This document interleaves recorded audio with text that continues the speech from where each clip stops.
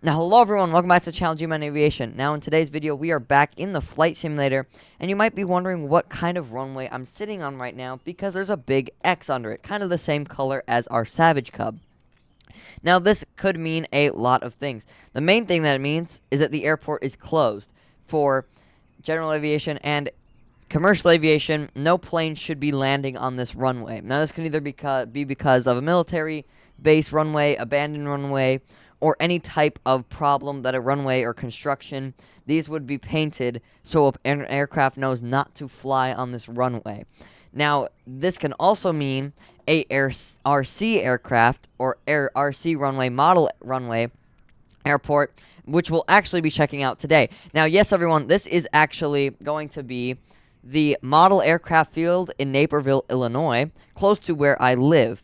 Now, right over here, you can see the two X's that I have tried to recreate. Yes, I did make this airport in the flight simulator myself, as it is not modeled in the flight simulator. I had to model it myself.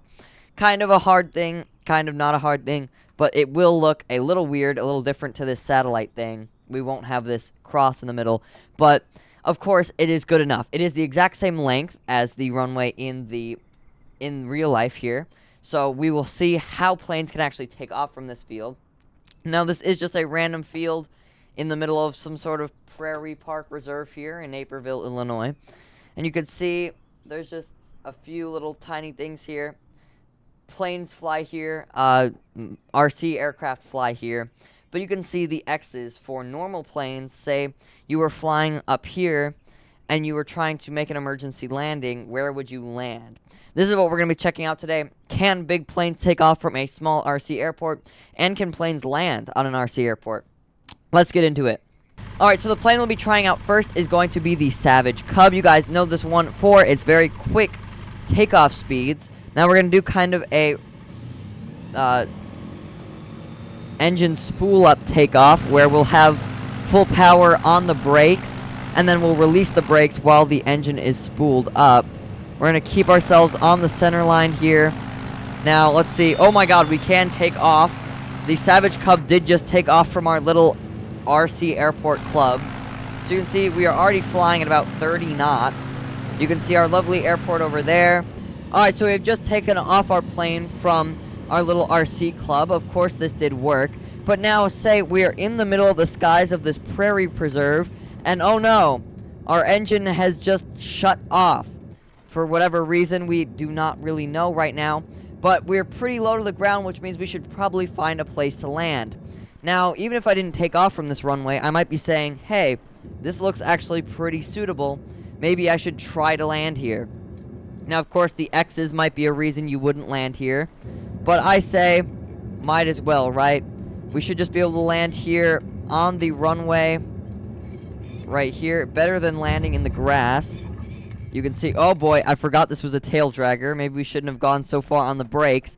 But you can see that the Savage Cub did land here with pretty much the entire runway used.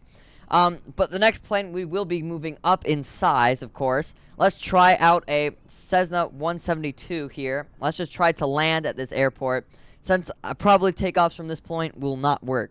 So let's test out landing a Cessna 172 here at our little RC flying club. So now ahead of us is our little airport. I don't know if you guys can see it, but it is this very tiny little dot down here. Now, yes, the airport code is NARC. I had to input something, and for some reason, I put an NA in front of RC. But the RC stands for RC. I don't know what the NA was for. I still forget what I did.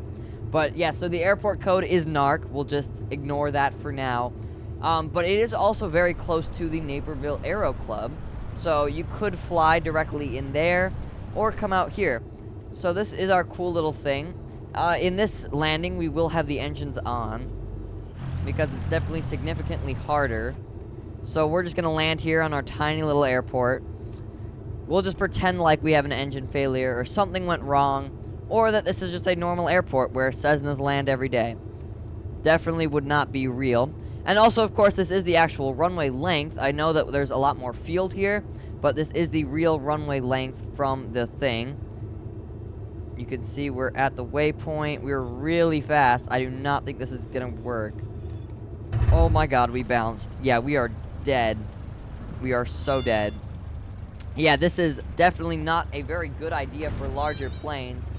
But, you know, might as well try it. How about we try a 737-600 here at our little airport? Let's test it out. Here we are coming into our lovely RC field here with the 737-600.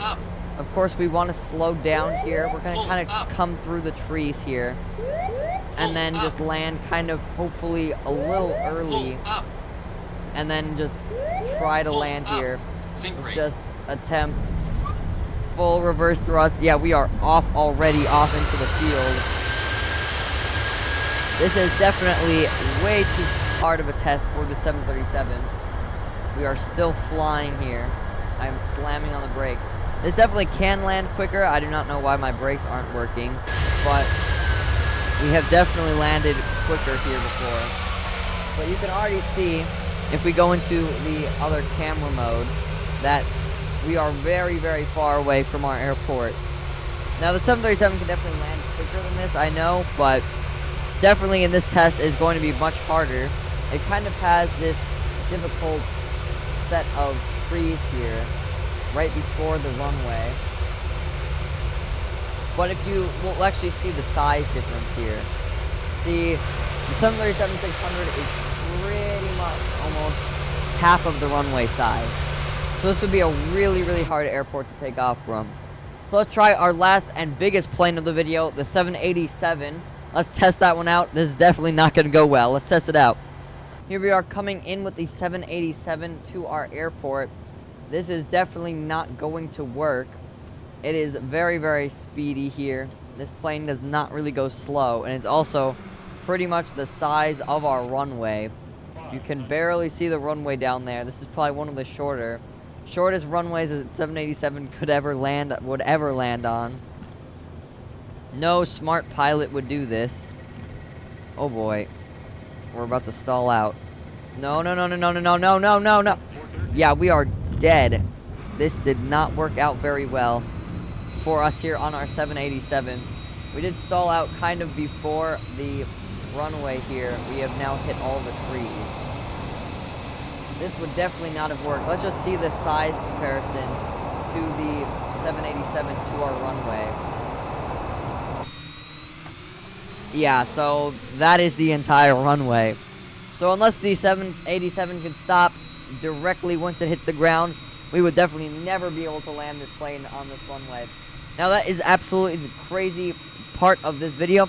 Thank you guys so much for watching this video. It's very interesting. The smaller airports, of course, our seaplanes do not need as big of room to take off. And along with these cool runways here that are built. That has also helped me to learn to build airports in MSFS, Microsoft Flight Simulator 2020, which is useful for testing out some cooler things in the future.